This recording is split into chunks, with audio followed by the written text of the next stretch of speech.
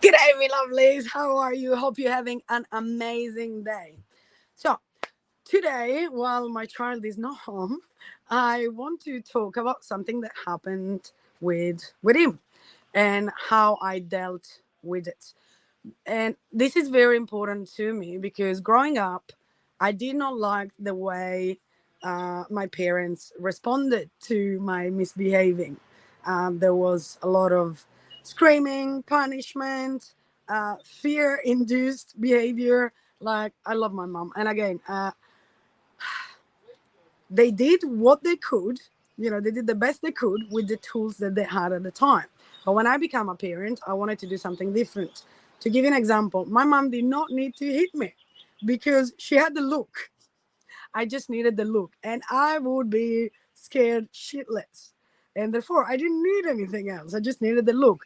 But that caused a lot of fear. And I did not want to do that with my son. So, what happened just about a month ago? We were at a Gnostic class at a course, and there was a donation box. And Adrian took $2 out of the donation box. Now, I was not aware of that till the next day. And that particular morning, I went to do a bioresonance session, and there is a crystal shop downstairs. At the time, I was still pretty sick. And Adrian used those $2 to buy me a crystal, which very lovely. But then my friend called me up and said, "Look, this is what happened last night. How are you gonna deal with this?" And a couple of suggestions was to, for example, take away from Adrian something that is important to him, like his Nintendo or his iPad or something along those lines. And I really had to sit with that. And that for me was not the right choice because Adrian is not materialistic at all. You take things away, he doesn't really care. And so I went and did a bit of a research. And since I don't like Western society and how we deal with things and with misbehavior and punishment, I thought I'd just do a bit of research. And this is what I found from different indigenous tribes. And I'll just read it out to you. So the Maori, for example, and don't quote me on the pronunciation, they do a Wanao conferencing, which is solution. The offender and the victim families gather to discuss and make amends. The end goal is restore relationship and community harmony. Aboriginal circle sentencing. Solution. Elders and offender engage in circle dialogue. The goal is make the offender aware of their impact on the community and determine restitution. Ubuntu in African tribes. They open a dialogue led by the community elders. And as well, it's reminding the individual of their interconnectedness and focus on healing the relationships. The Navajo pacemaking. Pacemaker facilitates dialogue between parties and communities. And again, the end goal is restore community harmony rather than assigning guilt and punishment. Indigenous circle in Canada, same thing. Healing or sentencing circle involve community and sometimes the victim. Collective decision making for restoring the community welfare is the end goal. Hopi, same thing. They have a dialogue and they want to restore the balance within the community. So that's the essence, it's the community well-being. It's the relation, the harmonious relation, and how to restore as opposed to using punitive measures. And the community actively participates in resolving the issue, thus reinforcing the sense of unity and shared responsibility.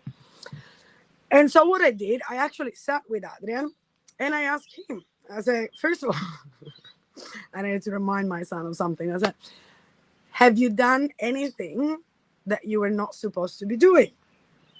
And his lie was a straight no. And I'm like, sweetheart, I will remind you that mama does not get angry when you tell me the truth. I do get very angry when you lie to me because you know that we can solve things together. And so as soon as I say that, he was like, oh, thanks for the reminder. Yes, actually, I took $2 out of the coin box yesterday. Okay. So what do you think you should do to resolve the situation? And so the first thing that he said was, well, I'll just give the $2 back. And I'm like, okay, well, that's a good step.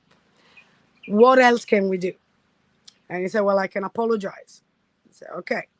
But I wanted to take this one step further to make sure that this stays with him.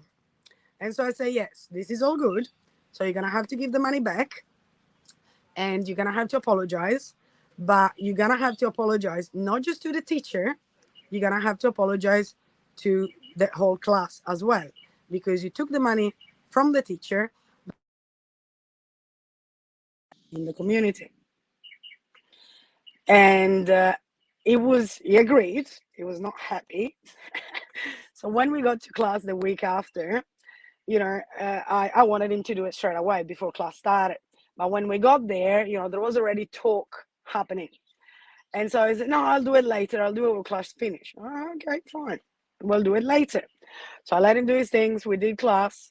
And afterwards, when class finished, he was very, very resistant. And he said to me, oh, I've actually put the money back. I'm like, yeah, but this is not what we agreed. So I gave him another $2. And he said, but this is not my $2. This is your $2. That's okay. When we get home, you can give me my $2 back. But you need to go inside and do what we agreed. He started crying. He was very unhappy. And so I said, look, I'll walk inside with you and we'll do it together. And so we did. We went there. He apologized to the teacher. He gave the money back in front of the whole class. And the teacher as well said, look, next time if you want some money, just come and ask. Now, Adrian, after that, stormed out of the class and picked up his bag, walked out of the library, and he was really, really angry with me. Like full-blown angry. He was like, I'm leaving, you're horrible, you made me do this. And my two of my sisterhood, three of my tribe sister, they were there as well. And so as a community, afterwards, we praised Adrian for what he did. All of us. We were in the car and we say, look, what you did was very brave. It took a lot of courage to fix your mistake. And we are very, very proud of you.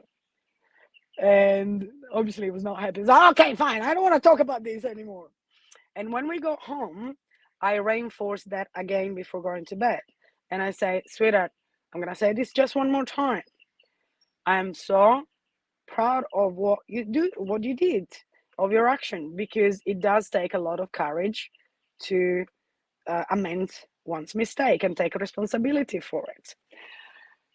So this is my approach to, getting Adrian to take responsibility for his actions, and it's up to him how he's gonna amend those actions. So I don't give him the solutions. I make sure he thinks of the solutions, and then we work through together, and I support him through this journey. I hope this was helpful, and you guys have an amazing day. Love you lots.